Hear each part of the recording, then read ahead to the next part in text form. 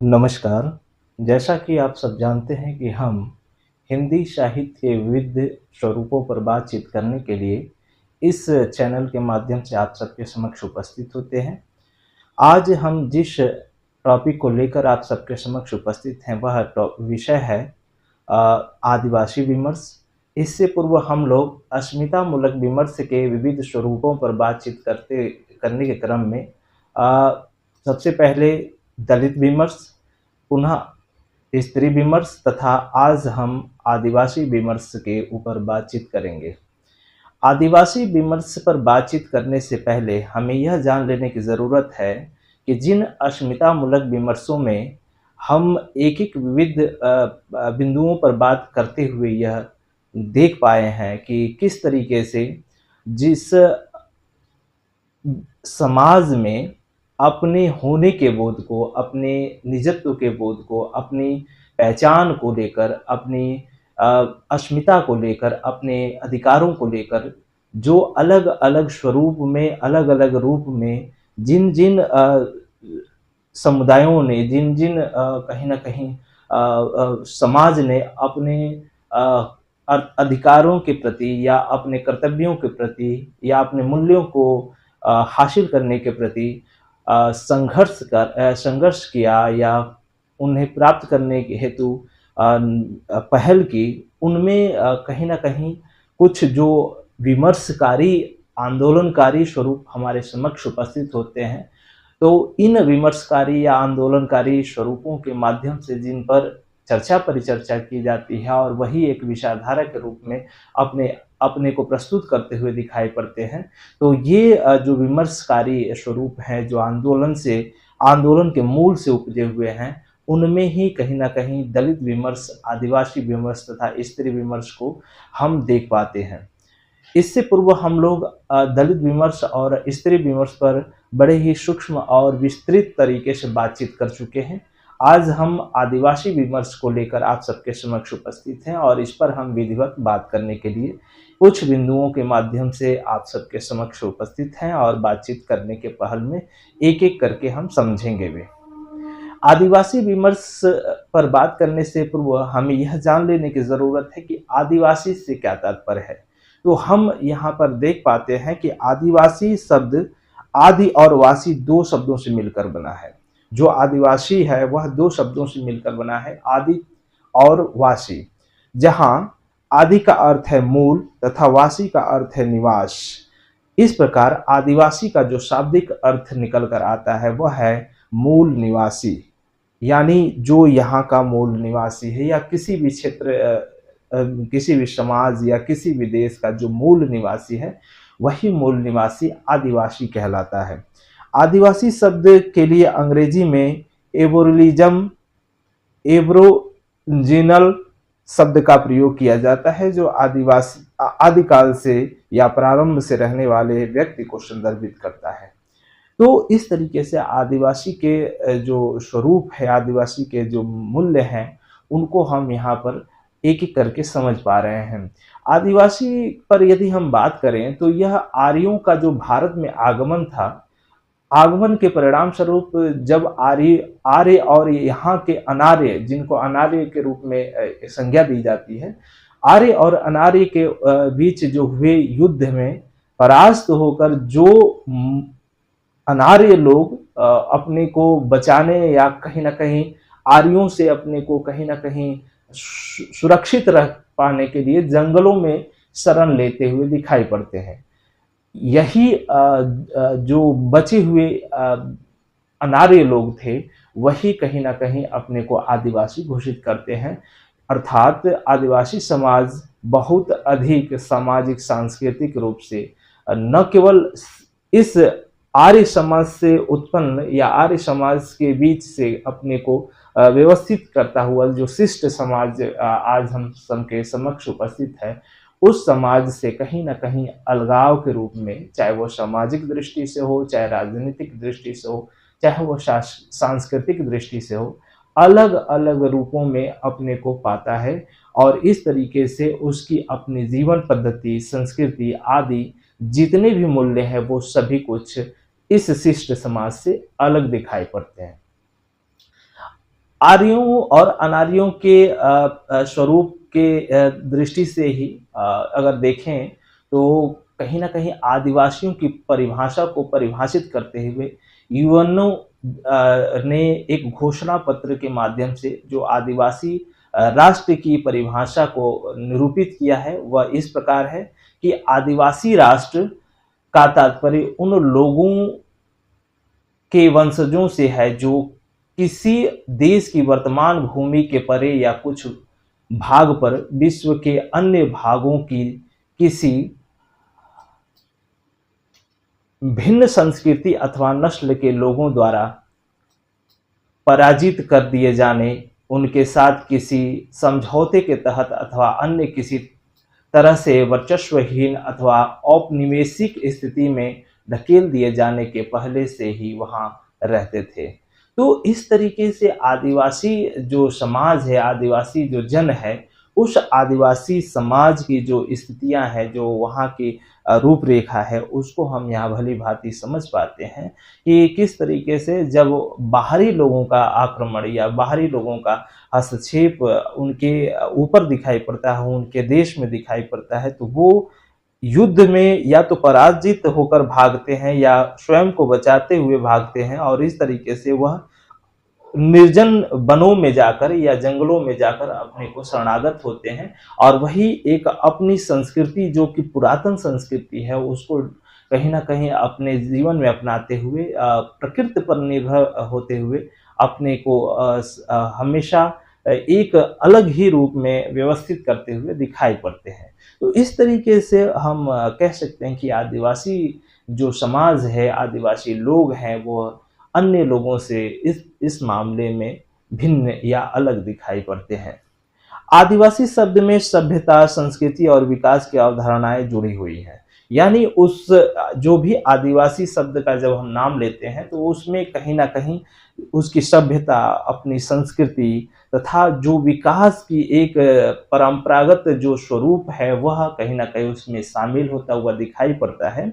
आज वनवासी या आदिवासी शब्द का प्रयोग विशिष्ट पर्यावरण में रहने वाले, जल-जंगल के समीप रहने वाले, विशेष भाषा का प्रयोग करने वाले, अपने खास समाज व शिष्ट जीवन पद्धति में जीविका निर्वहन करने वाले, सदियों से जंगलों, पहाड़ों, कंदराओं, झाड़ियों में जीवन गुजारने वाले, अपनी संस्कृति, सभ्यता और धार्मिक विरासत को संजो कर रखने वाले, प्रकृति के माध्यम से अपना गुजर बसर करने वाले समूह वाले तथा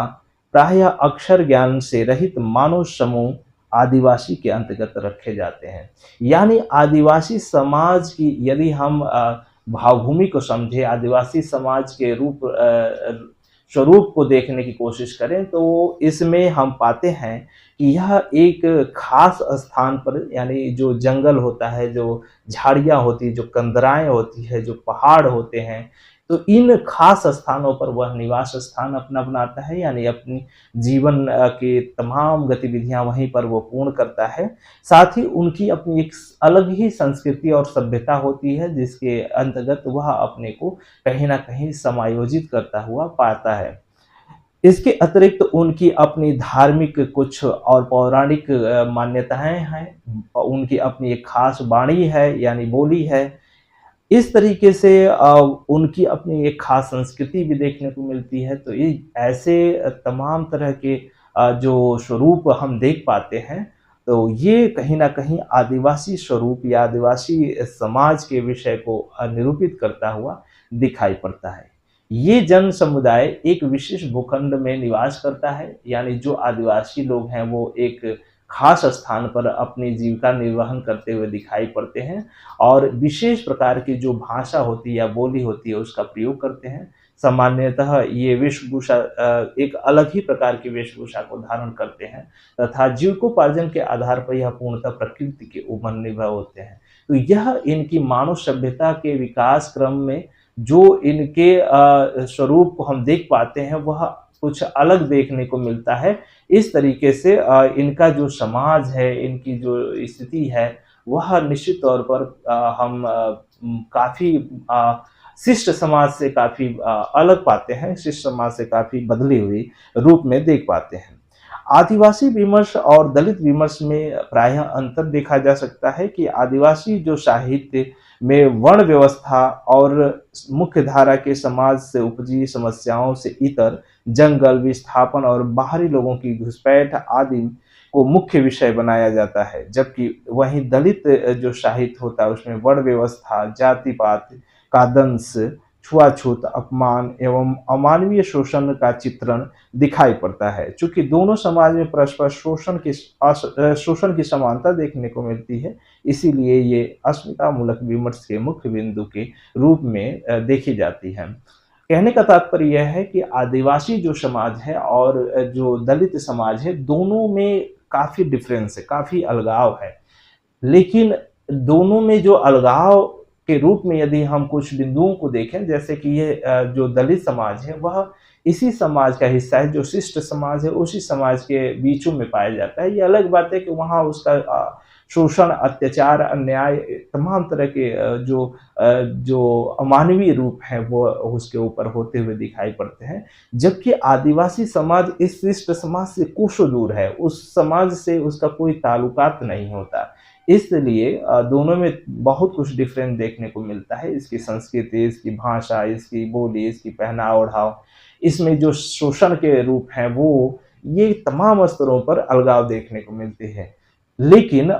इन अलगावों के बावजूद भी इन सब में एक कॉमन बात ये होती है कि दोनों जगह पर शोषण का स्वरूप लगभग एक जैसा ही है। वह भी छले जाते हैं और दलित समाज के लोग भी छले जाते हैं। उनके भी अधिकारों को का कहीं न कहीं हनन किया जाता है और दलित समाज के लोगों के अधिकारों का भी हनन किया जाता है। उनके साथ भी अमानवीय व्यवहार होते हैं, उन्हें भी मनुष्य का दर्जा नहीं दिया जाता। ठीक इसी तरीके से दलित समाज के लोगों या दलित समाज के व्यक्तियों को भी वह दर्जा प्राप्त नहीं होता। तो इस तरह से अस्मितामूलक विमर्शों के केंद्र में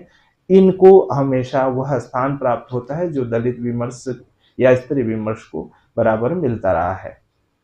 तो इस तरीके से जो आदिवासी समाज है उसकी अपनी एक रूपरेखा हम देख पाते हैं कि किस तरीके से दलित समाज से अलग या दलित समाज के कुछ पैरेलल दिखाई पड़ता है। साथ ही हम यह भी देख पाए कि किस तरीके से आदिवासी समाज की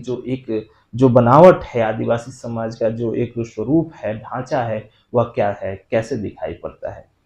आदिवासी समाज की जो परंपरा है या उसका इतिहास है वो कैसा है, उसको हम कुछ देख लेते हैं। जैसे आदिवासी समाज वह है जो आदिम युग से ही अपने मूल प्रदेशों, जंगलों, पहाड़ों, कंदराओं व झाड़ियों के बीच अपना जीवन निर्वहन करता रहा है। अलग अलग जगहों पर निवास करने के कारण प्राय सभी जनजातीय समाज के पहनाव ओढ़ाव, बोलचाल, हाव भाव, आचार विचार, रीति रिवाज, रहन सहन, संस्कृतियां एवं धार्मिक क्रियाकलापों में प्रायतः पर्याप्त भिन्नता देखने को मिलती है। कहने का तात्पर्य यह है कि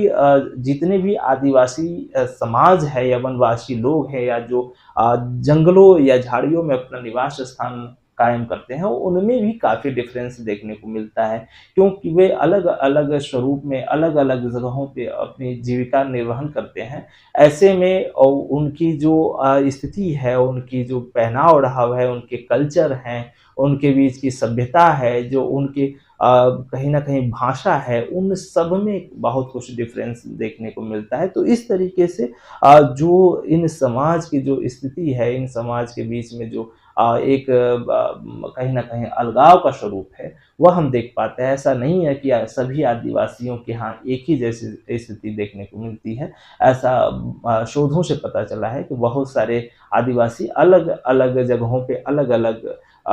स्थितियों में अलग-अलग कल्चर को निभाते हुए दिखाई पड़ते हैं।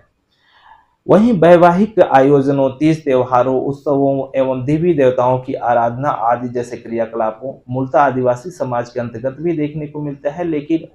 उसका स्वरूप कुछ बदला हुआ दिखाई पड़ता है। इस समाज में मृत्यु के समय की जाने वाली प्रथा व परंपराओं का विशिष्ट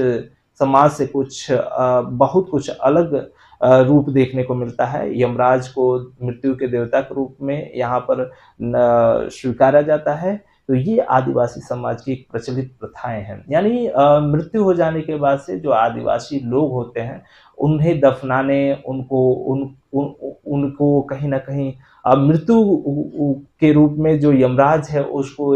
देवता के रूप में स्वीकारने, ये प्रथा आदिवासियों के बीच भी देखने को मिलती है, आदिवासियों के मध्य भी देखने को मिलती है। खासकर वैवाहिक या आयोजनों में भी हम देख पाते हैं कि इनके यहाँ एक खास तरह के ट्रेडिशनल कल्चर देखने को मिलता है, जो कहीं न कहीं आदिवासी संस्कृति या आदिवासी जो समाज है, उसकी अपनी एक खास यूनिक स्वरूप को बताने की कोशिश करता है। यह समाज इन सब मामलों में इस शिष्ट समाज से काफ़ी कुछ भिन्न देखने को मिलता है। तो इस तरीके से जो आदिवासी समाज है उसके यहाँ इस तरह के अलगाव, इस तरह की जो स्वरूपगत स्थितियाँ हैं उसमें कुछ फ़र्क देखने को मिलता है। जनजातीय समाज का जो जनजातीय समुदाय का समाज जीवन, परंपराएं आदि समय के साथ गतिशील रही हैं। हिंदू, मुस्लिम, ईसाई आदि धर्मियों के संपर्क स्थापित होने के कारण इन जनजातियों में आत्मसातीकरण और नए संस्कारों, परंपराओं की प्रक्रिया अग्रेसित होती रही है। कहने का तात्पर्य यह है कि जैसे जैसे मानवीय सभ्यता का विकास होता गया, जैसे जैसे बाहरी लोगों का हस्तक्षेप आदिवासियों के जीवन में होता गया, आदिवासियों के कहीं ना कहीं निवासों में होता गया, वैसे वैसे इनके स्वरूप में भी, इनके जो संस्कृति है उसमें भी कुछ अंतर देखने को मिलता है। कुछ बाहरी जो धार्मिक प्रकोप हैं उनका भी स्वरूप यहाँ पर देखने को मिलता है। तो इस तरीके से समय समय पर जो हिंदू या ईसाई या मुस्लिम धर्म प्रचारकों द्वारा जो उनके ऊपर प्रभाव दिखाई पड़ता है, उसका भी यहाँ पर प्रभावगत जो स्वरूप है वह हम देख पाते हैं। तो ये धार्मिक सांस्कृतिक मान्यताओं के संक्रमण से गुजरते हुए उनमें अनेक बदलाव हुए। इन बदलाव के चलते उनकी आस्था, विश्वास और परंपराओं में भी परिवर्तन देखने को मिलते हैं। इसके बावजूद भी वे अपने जल, जंगल, जमीन से आज भी पूरी तरह जुड़े हुए दिखाई पड़ते हैं। यानी कहने का तात्पर्य यह है कि तमाम तरह के उनके बीच में विभेद होते हुए भी, तमाम तरह के उनके ऊपर दूसरी संस्कृतियों का, दूसरे समाज का प्रभाव होने के बावजूद भी वह अपनी पहचान को, वे अपनी जमीन और जंगल को छोड़ नहीं पाते, वे उससे जुड़े हुए दिखाई पड़ते हैं। आज राजनीति के नाम पर जब उनके अधिकारों का हनन किया जा रहा है, जब उनके अस्तित्व को मिटाने की कोशिश की जा रही है, जब उनकी संस्कृति, सभ्यता को कुचला जा रहा है, जब उन्हें जल, जंगल, जमीन से बेदखल किया जा रहा है, तब यह समाज अपने अधिकारों को पाने हेतु अपने पूर्वजों का स्मरण कर हिंसात्मक रवैया अपनाता हुआ दिखाई पड़ता है। तो ऐसे में सरकार इन्हें आतंकवादी, नक्सलवादी, माओवादी कहकर अपराधी घोषित करती है और उनके साथ अमानवीय व्यवहार करती हुई नजर आती है। कहने का तात्पर्य है कि जब ये लोग अपने अधिकारों को प्राप्त करने, उनसे जो उनके जो जल, जंगल, जमीन की जो स्थिति थी जो छीन ली गई है, उनको प्राप्त करने हेतु जब ये लोग हिंसात्मक रवैये को अपनाते हैं, वो अपने अपने जो संस्कृति है, अपनी जो कहीं ना कहीं अस्मिता है, उसको बचाने की कोशिश में जब ये हिंसात्मक रूप की ओर अग्रसर होते हैं, तो सरकारी संस्थाओं द्वारा या तमाम तरह के सरकारी षड्यंत्रों द्वारा इन्हें न केवल फंसाया जाता है, इनके साथ दुर्व्यवहार किया जाता है, बल्कि इन्हें माओवादी और नक्सलवादी कहकर अपराधी घोषित किया जाता है और इनके साथ बदसलूकी भी किया जाता है। यह अत्यंत दयनीय और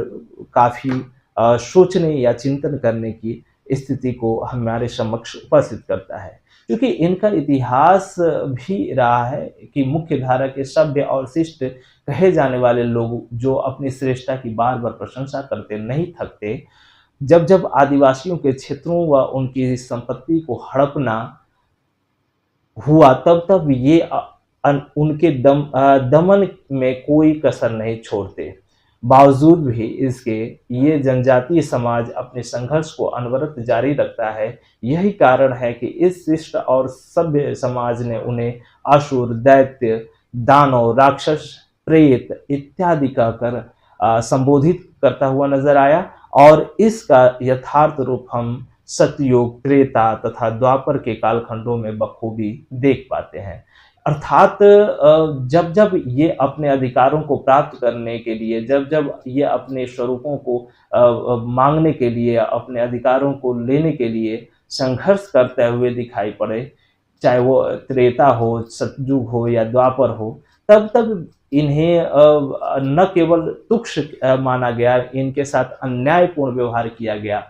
बल्कि इन्हें दैत्य, दानव, राक्षस, प्रेत, इन तरह के प्रतीकों में गढ़ते हुए इनको कहीं न कहीं दूर रखने की कोशिश किया गया, और यह माना गया कि ये कहीं न कहीं हमारी संस्कृति को अ, खिन्न कर सकते हैं, हमारी संस्कृति को हानि पहुँचा सकते हैं। तो ये रवैया हमारे देश में बहुत पहले से रही है, और इसका स्वरूप हम निरंतर आगे भी देख पाते हैं कि किस तरीके से ये दमनकारी स्थिति में सदैव अपने को पाते हैं, और यही नहीं बल्कि ये संघर्षरत रहते हुए अपनी स्थिति को मजबूत करने, अपने होने के बोध को कराने तथा अपनी एक पहचान को सदैव कायम रखने की ओर निरंतर संघर्षरत रहते हुए दिखाई पड़ते हैं। चूँकि मुख्य जो समाज है, वह मुख्य समाज तमाम तरह के विद्रोहों से मिलकर बना हुआ है। तमाम तरह की उसके अंदर जो सामाजिक या राजनीतिक पहलू हैं, उनका कहीं न कहीं अनवरत स्वरूप देखने को मिलता है। तो इसलिए उसे शिष्ट समाज के रूप में भी जाना जाता है। शिष्ट समाज कहने का मतलब जो आज का जो मुख्य धारा का समाज है, जिसमें हम सब रहते हैं, यही समाज अपनी उस गौरवान्वित संस्कृति या शिष्टता के प्रति कहीं न कहीं अपने को उच्च समझता है, लेकिन इसकी अगर स्थिति को देखें तो अत्यंत दयनीय दिखाई पड़ती है, और यह मालूम होता है कि कितनी भयावह स्थिति इसके इर्द-गिर्द दिखाई पड़ता है। अब हम आदिवासी आंदोलनों पर कुछ बात कर लें कि आदिवासी आंदोलन क्या है और इसका स्वरूप किस तरीके से देखने को मिलता है। भारत में आदिवासी लोग आर्यों के आने के समय ही संघर्षरत रहे। चूँकि हम पहले भी ज़िक्र कर चुके हैं कि आर्य जो बाहरी लोग थे, जैसे ही इस देश में प्रवेश करते हैं, तो वैसे ही जो आर्य लोग थे, उनको भगाने या उनसे अपने आप को बचाने के लिए जो यहाँ के मूल निवासी थे, जिन्हें आज आदिवासी के रूप में जाना जाता है और एक तरह से अनार्य के रूप में भी उन्हें वर्णित किया जाता है, वे पहले तो संघर्ष करते हुए दिखाई पड़ते हैं, और तत्पश्चात अपने को बचाने हेतु या अपने को उनसे मुक्त करने हेतु वह स्वयं कंदराओं में और झाड़ियों में, यहाँ तक कि जो निर्जन स्थान, वहाँ जाकर निवास करते हैं। भारत में आदिवासियों का सदियों से शोषण होता रहा है, जिससे वे आंदोलन करने के लिए मजबूर होते रहे हैं। तो वो आंदोलन के स्वरूप को यदि हम देखें, तो जो आदिवासी समाज है, वह आज से नहीं बल्कि बहुत पहले से ही वह परेशान, हताश होता रहा है। जब आर्य लोग यहाँ उनके साथ गलत व्यवहार करते हुए नजर आए, जब उन्हीं के ज़मीन और उन्हीं के संसाधनों को हड़प लिया, तब से वो अपने प्रति, अपने जो स्थान है उसके प्रति, अपने जो जीवन है उसके प्रति सदैव चेतित रहते हुए दिखाई पड़ते हैं, और निरंतर यह चेतना का भाव, यह चेतिता जो सतर्कता का भाव है, वह दिखाई पड़ता है। आगे भी निरंतर वह विद्यमान होता हुआ दिखाई पड़ता है। आदिवासी समाज के प्रथम स्वतंत्रता सेनानी कहे जाने वाले बाबा तिलक मांझी जी का नाम बड़े ही आदर और सम्मान के साथ लिया जाता है। 1990 ईस्वी में बड़े भीषण अकाल के समय, यहाँ 1890 है, 1890 ईस्वी में बड़े भीषण अकाल के समय तिलक मांझी जी ने न केवल जन कल्याण हेतु लोगों की मदद की, बल्कि उन्होंने अपने समाज को जागरूक बनाने एवं उनके साथ हो रहे अभद्रतापूर्ण व्यवहार को दूर करने हेतु अथक प्रयास भी किया, जो अंग्रेजों के लिए नागवार सा गुजरा। कहने का तात्पर्य यह है कि जो तिलक मांझी जो कि आदिवासी समाज के मुख्य नायक के रूप में हैं, उन्होंने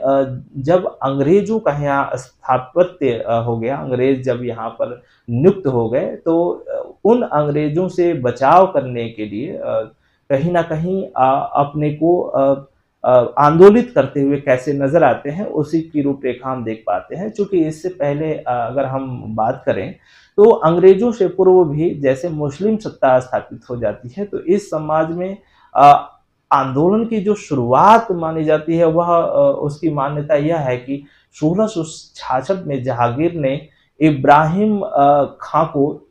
इन क्षेत्रों में जो आदिवासी क्षेत्र हैं, वहाँ पर आक्रमण के लिए भेजा था, जहाँ इब्राहिम ने यहाँ के खुखरा राजा दुर्जन साल को गिरफ्तार कर लिया। यहीं से आदिवासी अपने राजा के प्रति विद्रोह करते हुए नज़र आते हैं और इस विद्रोह से ही यह माना जाता है कि आंदोलन की शुरुआत होती है। बाद में अंग्रेज़ों के द्वारा इनके ऊपर अत्याचार, अन्याय, अत्यधिक टैक्स लगाना तथा अपने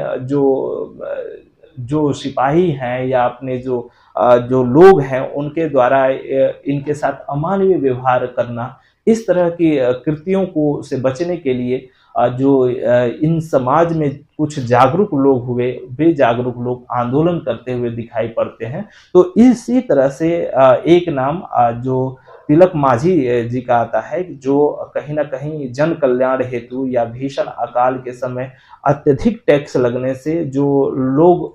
उस टैक्स को निर्वहित नहीं कर पाते हैं, उससे बचाव के लिए वो आंदोलन करते हैं और कहीं न कहीं इसी आंदोलन से यह माना जाता है कि व्यावहारिक स्तर पर आंदोलन की एक शुरुआत दिखाई पड़ती है। अंग्रेजों के भयावह प्रकोप से तिलक मांझी ने आंदोलन के माध्यम से बचने का संकेत दिया। तब से आंदोलन का एक लंबा सिलसिला इस क्षेत्र में दिखाई पड़ता है। इस क्रम में 1967-68 का जो भगत आंदोलन है वह काफी मशहूर रहा है। इसी तरीके से 1893 का अहोम आंदोलन, 1903 का बिरसा मुंडा का विद्रोह, 1914 से 47 तक चलने वाला टाना भगत आंदोलन, 1920 से 2000 का झारखंड आंदोलन, 1930 में किया गया भील सुधार आंदोलन, 1941 में गूढ़ असहयोग आंदोलन, इसी तरीके से 1952 में आदि समाज आंदोलन, इसी प्रकार से 1967 में नक्सलवादी आंदोलन, 1978 में किया जाने वाला जो जंगल आंदोलन, 1993 में किया गया नर्मदा बचाओ आंदोलन, इसी तरह के कुछ महत्वपूर्ण आंदोलन है जिसके माध्यम से तमाम तरह के आंदोलनों का स्वरूप हम देख पाते हैं कि किस तरीके से दिखाई पड़ता है और वह आंदोलन कैसे आगे एक बड़े स्वरूप में या विशालकाय स्वरूप में परिणित होता हुआ देखने को मिलता है। लगभग ये सभी आंदोलन अपने खोए हुए जल जंगल जमीन को प्राप्त करने के लिए तो किए ही जा रहे थे, साथ ही साथ इन आंदोलनों में समय दर समय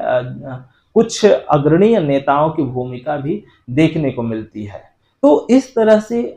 हम कह सकते हैं कि मुस्लिम सत्ता के बाद अंग्रेजों के खिलाफ इस समाज ने अपने संघर्ष को बरकरार रखा। उसके बाद आज़ादी मिलने के बाद अब ये भारत सरकार और मुख्य धारा के समाज के साथ संघर्षरत दिखाई पड़ते हैं और वर्तमान समय में भी ये संघर्ष की स्थिति निरंतर जारी है। क्योंकि अंग्रेजों के समय उनके पुलिस, ब्रिटिश सरकार के जो कहीं ना कहीं मुलाजिम थे, जो उनके काश्तकार थे, जमींदार थे और बिचौलिए लोग, ये सभी आदिवासी लोगों को का भयंकर शोषण करते हुए नजर आते हैं। न केवल इनके ऊपर शोषण का प्रभाव दिखाई पड़ता है, बल्कि इनके जो बहन बेटियां माताएं होती थी उनके साथ भी गलत सलूक करते हुए ये लोग नजर आते हैं। इस प्रकार से आदिवासी समाज के पास विद्रोह करने के अतिरिक्त कुछ नहीं दिखाई पड़ता और यही कारण है कि एक बड़ा विद्रोह इस समाज के माध्यम से आगे दिखाई पड़ता है। जमींदारों के खेतों से मुफ्त में काम करना, तरह तरह के टैक्स देना, जंगलों के फल फूल तोड़ने पर भी टैक्स देना, इसी समय आदिवासी समाज में आई भीषण अकाल से प्रभावित होकर ही बिरसा मुंडा ने तत्कालीन सरकार और प्रशासन के खिलाफ विद्रोहात्मक रवैया अपनाया और अंततः चूंकि पुलिस की गोलियों का शिकार हो गए, लेकिन उन्होंने जो बिगुल लोगों के कहीं न कहीं ज़हन में फूँका, वह बिगुल आज भी बरकरार है। यही कारण है कि चाहे वो तिलक मांझी हो, चाहे बिरसा मुंडा हो, इस प्रकार के नेता या इस प्रकार के कहीं न कहीं समाज सुधारक आदिवासी समाज के न केवल कर्ता-धर्ता हैं, बल्कि उस समाज को एक नई दिशा देने वाले व्यक्ति के रूप में दिखाई पड़ते हैं। ये उनके भगवान स्वरूप देखने को मिलते हैं कि वो किस तरीके से उनको आदर के साथ कहीं न कहीं स्वीकारते हैं। अंग्रेजों और जमींदारों के द्वारा जो शोषण व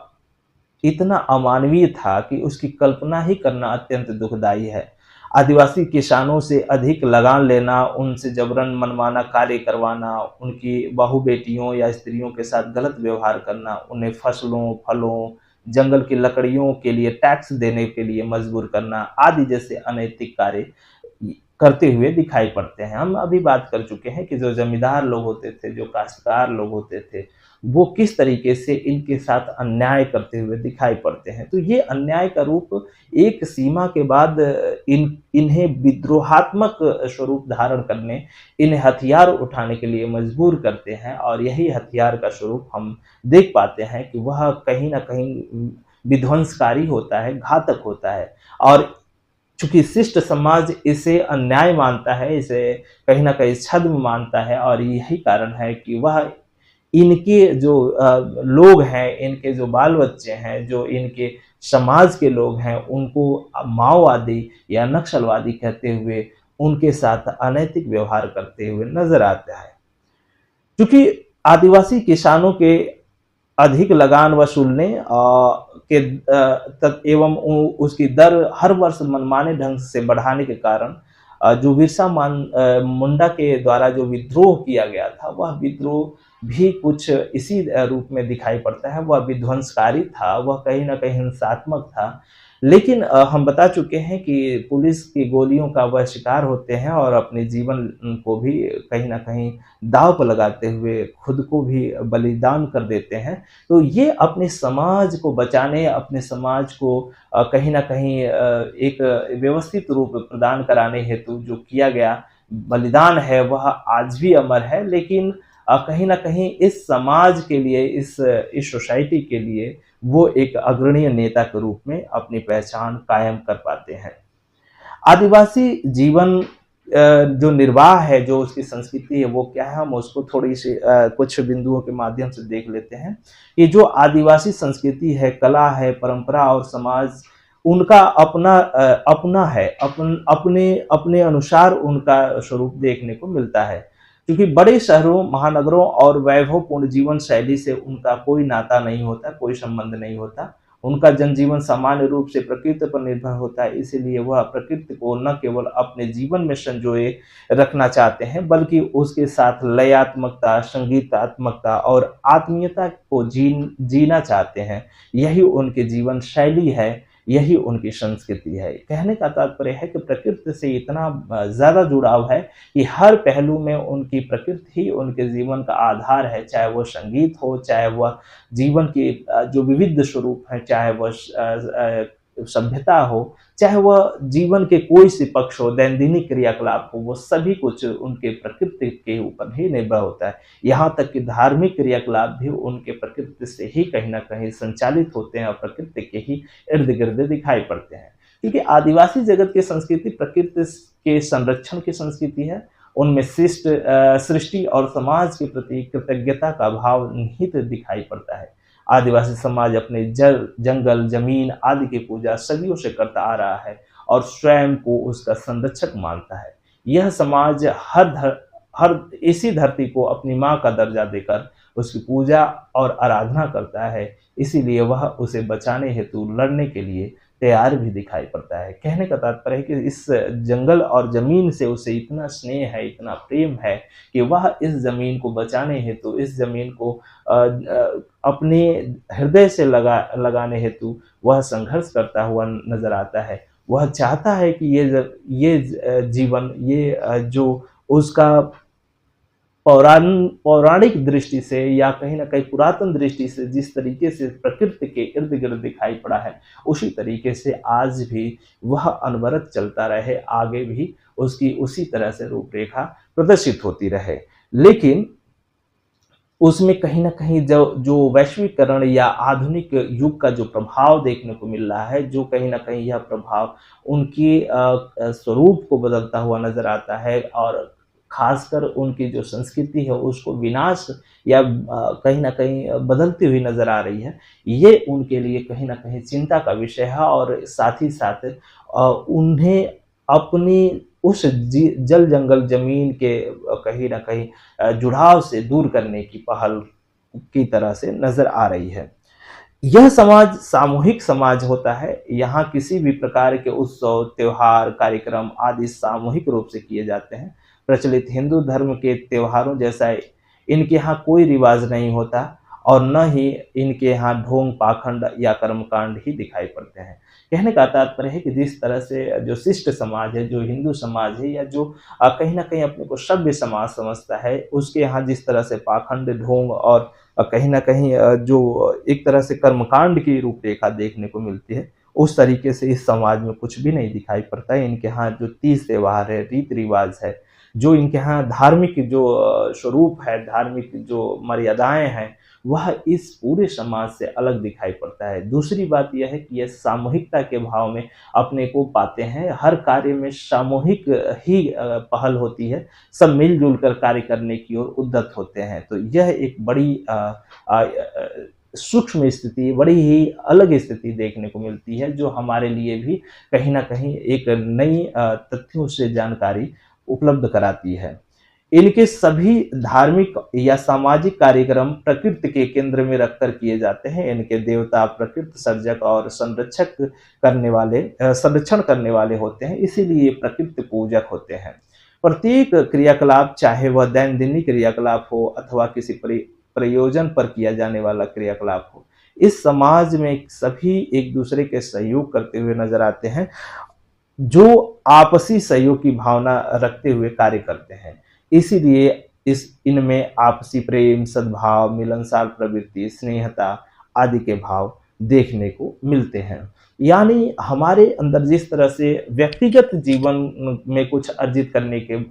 रूप होते हैं, हम संपत्ति को इकट्ठा करने की भावना रखते हैं, लेकिन इनके यहाँ संपत्ति को व्यक्तिगत नहीं बल्कि सार्वजनिक माना जाता है। दूसरी चीज़ है कि कोई भी पहल हो, चाहे वो अभी मैंने ज़िक्र भी किया कि चाहे वो धार्मिक पहल हो, चाहे वो किसी तरह का पारंपरिक पहल हो, उन सब में सामूहिकता का भाव देखने को मिलता है। यही कारण है कि इनमें आपसी प्रेम, सद्भाव, मिलनसार प्रवृत्ति, स्नेह, प्रियता ये भाव अक्सर देखने को मिलते हैं और यही शिष्ट समाज से इन्हें अलग कराते हैं, इनकी अलग एक छवि निर्मित करते हैं। लगभग सभी आदिवासी कला प्रेमी और प्रकृति प्रेमी होते हैं। इनके यहाँ स्त्रियां जंगली लकड़ियों के इस्तेमाल से कई प्रकार के आभूषण को तैयार करती हैं। पुरुष जो लोग होते हैं वह कृषि व लकड़ी की कटाई करना, फलों को बाजार में बेचकर अपना व अपने परिवार का जीवन निर्वहन करते हैं। ये लोग अपने पूरे शरीर पर एक खास किस्म का जो गोदना होता है, जिसको काले-काले अक्षरों में चित्रों को प्रदर्शित किया जाता है, जो शरीर के किसी अन्य भागों पर, वो करती हुई नजर आती हैं। खासकर स्त्रियों में ये प्रवृत्ति देखने को मिलती है। तो इस तरह से उनके जो जीवन पहलू हैं, वह प्रकृति के ऊपर से किस तरह से निर्भर है, चाहे वो वनों से लकड़ियों को काटना, फलों को तोड़कर उनको बाजार में बेचना, या लकड़ी हैं उनसे उनके कीमती आभूषणों को तैयार करना, या जो लकड़ी के जो वस्तु हैं, खिलौने हैं या जो घरेलू वस्तु हैं, उनको तैयार करके बाजार में बेचकर उस पैसे से ही अपने जीवन निर्वहन करना, तो ये कार्य यहाँ देखने को मिलता है। तो इस तरीके से यहाँ पर स्त्री और पुरुष दोनों मिलजुल कर कार्य करते हुए नजर आते हैं। ये नहीं कि केवल पुरुष ही यहाँ, जिस तरह से शिष्ट समाज में पुरुषवादी सत्ता हावी है। यहाँ पर पुरुषवादी सत्ता का प्रकोप इस तरह से नहीं दिखाई पड़ता, बल्कि मिलनसार प्रवृत्ति है। वह स्त्री भी कार्यों में रत रहती है और पुरुष भी उस कार्य में कहीं न कहीं शामिल रहता है। इनकी भाषा, बोली, लोक कला, नृत्य शैली, रीति-रिवाज आदि सभी कुछ प्रकृति के अत्यंत करीब होता है। एक बैगा जनजाति है जिसमें झाड़-फूँक आदि बीमारियों का इलाज करने की प्रथा भी देखने को मिलता है। कुछ जनजाति ऐसी भी हैं जहाँ पर पुरातन समय से कुछ ख़ास चीज़ें देखने को आती है। उसी तरह से एक बैगा जनजाति है जिसके अंतर्गत झाड़-फूँक की एक प्रवृत्ति दिखाई पड़ती है, जो बीमारियों के इलाज के रूप में कहीं न कहीं यह पाती है कि इसी तरीके से उनका इलाज संभव है। इस तरह से आदिवासियों का जो जीवन है वह कबीलाई, घुमंतू और वनवासी रहा है। इसलिए वे पहाड़ी, जंगलों, कंदराओं, झाड़ियों एवं गुफाओं में जीवन व्यतीत करते हुए स्वयं को सौभाग्यशाली समझते रहे हैं। यानी उनका पूरा का पूरा जीवन, उनका पूरा का पूरा जो एक तरह से जीवनचर्या है, दैनंदिन क्रियाकलाप है, वह प्रकृति के कहीं न कहीं गोद में है, प्रकृति के प्रकृति के कहीं न कहीं समतुल्य है, प्रकृति पर ही निर्भर है। तो इस तरीके से वह प्रकृति से अपने को जोड़े रखना ही अपने जीवन का आधार मानता है। वह उससे अलग होना बिल्कुल वाजिब नहीं समझता, अपने को कटा हुआ महसूस करता है, जैसे कि आज। लेकिन आज जिस तरीके से आधुनिकतावादी शैली ने स्वयं को जोड़ पाना वो पसंद नहीं कर पा रहे हैं। यानी आधुनिकतावादी शैली इतनी हावी है, इतनी कहीं न कहीं प्रभावशाली अपने को वर्चस्व बनाए हुए दिखाई पड़ती है कि उसमें कहीं न कहीं आदिवासी अपने को टूटा हुआ या कटा हुआ महसूस कर पा रहा है। वह अपने जंगलों को अपने आँखों के सामने उजड़ता हुआ महसूस कर रहा है। वह पा रहा है कि किस तरीके से उसके जो ज़मीन है, जो जंगल है, वो सब हड़पे जा रहे हैं, काटे जा रहे हैं और वहाँ एक नई प्रकार की बस्ती, वहाँ नए प्रकार के उद्यमकारी योजनाओं को स्थापित किया जा रहा है और उसे न केवल उससे बेदखल किया जा रहा है, बल्कि उसकी अपनी खास पहचान जिस समाज से वो सदैव अपने को दूर रखा है, उस समाज में वह अपने को ढूँढता हुआ मजबूर हो रहा है और यह पा रहा है कि वह सदैव किसी न किसी के हाथों कुचला जा रहा है या शोषण का शिकार बनता हुआ नज़र आ रहा है। तो आज एक ओर जहां अपने जनजीवन की त्रासदी, जंगल जमीन की समस्या और विस्थापन, पुनर्वास, रोजगार, लघु व्यवसाय आदि जैसे चमक दमक के चकाचौंध के चक्कर में स्वयं को उलझा हुआ पा रहा है। यानी तमाम तरह के इस तरह के क्रियाकलाप, चाहे वो रोजगार को लेकर हो, चाहे वो शिक्षा को लेकर हो, चाहे वो व्यवसाय को लेकर हो, तो ये क्रियाकलाप उसे कहीं न कहीं एक और कहीं न कहीं एक संकेत तो यह देते हैं कि कहीं न कहीं उन्हें भी एक मनुष्य के रूप में दर्जा प्राप्त कराए, उन्हें भी संपत्ति के स्वरूप में कहीं न कहीं निर्मित हो, कहीं न कहीं वो भी एक सभ्य समाज के ताल्लुकात रखते हुए या सभ्य समाज जैसी अपने को निर्मित कर पाएँ। लेकिन साथ ही उन्हें छद्म रूप में जब प्रस्तुत किया जाता है, जब उन्हें ठगा जाता है, जब उनके साथ शोषण या अमानवीय रूप में कहीं न कहीं उन्हें परेशान या हताश किया जाता है, तो वो अपने को ठगा हुआ महसूस करता है और वो पाता है कि कहीं न कहीं यह उसके साथ गलत और ज्यादती हो रही है, उसके साथ अन्याय हो रहा है। आज आदिवासी अपने अस्तित्व की पहचान पाने के लिए लड़ रहा है। इसमें सरकार, प्रशासनिक अधिकारी, जमींदार, ठेकेदार,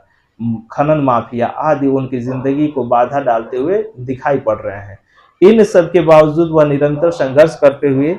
आज न केवल अपनी पहचान को स्थापित करने में लगे हुए हैं, बल्कि अपनी खोई हुई संस्कृति, अपनी सभ्यता तथा अपनी पहचान को पाने हेतु संघर्ष करते हुए दिखाई भी पड़ रहे हैं। तो कुल मिलाकर यह कहा जा सकता है कि जिस तरह का आज कल्चर है, जिस तरह का आज समाज है, उस समाज में वह अपने को किस तरीके से बचा पाए, अपने को किस तरह से संयोजित कर पाए, यह उनके लिए खास चुनौती है, एक खास परेशानी है। इसीलिए वो तमाम तरह के उन परेशानियों को झेलते हुए अपने जीवन को एक सुव्यवस्थित ट्रैक पर लाने की पूरी कोशिश करते हुए नज़र आ रहे हैं। ये बड़ी एक चुनौती है, खासकर आदिवासी समाज के लिए, जो न केवल जल, जंगल, ज़मीन के उन सभी अधिकारों से अपने को कटा हुआ पा रहा है, उससे वंचित रखा जा रहा है और इस समाज में उसे लाकर कहीं न कहीं उसके अधिकारों को हड़पा जा रहा है, उसके साथ अमानवीय व्यवहार किया जा रहा है। तो ये कहीं न कहीं उसके साथ छद्म है, उसके साथ छलावा है। इस तरह से आदिवासी समाज का एक छोटा-मोटा खाका हम इन बिंदुओं के माध्यम से देख पाते हैं और समझ पाते हैं कि किस तरीके से जो आदिवासी समाज है अपने स्वरूप को कहीं न कहीं व्यवस्थित कर पाते हुए, अपने स्वरूप को ढूँढते हुए, अपने अधिकारों को प्राप्त करने हेतु या अपने अस्मिता को पहचानने हेतु, पहचान दिलाने हेतु निरंतर संघर्षरत है और उसी कोशिश में आज भी लगा हुआ है। तो इस तरह से मुझे उम्मीद है कि आदिवासी समाज या आदिवासी विमर्श के ऊपर इस जो बातचीत की पहल है उससे आपको निश्चित तौर पर कुछ ज्ञान अर्जन हुआ होगा। यदि किसी तरह की कोई समस्या उत्पन्न होती है तो आप कमेंट के माध्यम से हमसे आप ताल्लुकात कर सकते हैं। हाँ, निश्चित तौर पर हम आपके उन सभी प्रश्नों के जो जवाब हो सकते हैं उससे मुखातिब करेंगे। एक निवेदन यह भी कि यदि आप इस चैनल को अभी तक सब्सक्राइब नहीं किए हैं तो कृपया कर सब्सक्राइब ज़रूर करें तथा अन्य जो इस लाभार्थी हैं, जो विद्यार्थी हैं, उन तक यह वीडियो पहुँचे इसके लिए शेयर करना भी ना भूलें। पुनः हम एक नए टॉपिक के साथ आगे मिलेंगे, तब तक के लिए धन्यवाद।